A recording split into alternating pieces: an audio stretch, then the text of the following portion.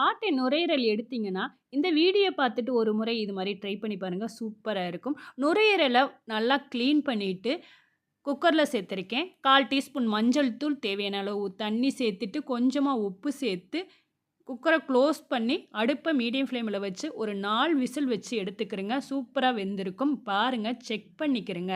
அடுத்து வந்து ஒரு கடாயில 2 ஸ்பூன் கடலெண்ணெய் சேர்த்துக்கிறேன். வாசனைக்காக பட்டை, கிராம்பு, கல்பாசி, கூடவே கருவேப்பில, காய்ந்த மொளகா, காரத்துக்கு எந்த அளவு வேணுமோ அந்த அளவு சேர்த்துக்கிறங்க. ஒரு கைப்பிடி அளவுக்கு சின்ன வெங்காயம் சேர்த்து, நல்லா இந்த மாரி வதக்கிக்கிறங்க. இந்த மாரி கலர் சேஞ்ச் ஆனதுக்கு அப்புறம் வேக வச்ச நுரையீரல இந்த தண்ணி கூடயே சேர்த்துக்கிறங்க. சேர்த்துட்டு நல்லா சுருள கிண்டும்போது, அந்த தண்ணி வத்தி ஃப்ரை ஆகி வரும். இந்த டைம்ல 2 ஸ்பூன் பெப்பர் பவுடர் சேர்த்துக்கிறங்க.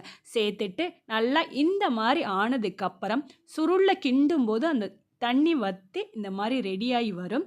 அந்த டைம்ல கொத்தமல்லி இல தூவிட்டு சர்வ் பண்ணி பாருங்க.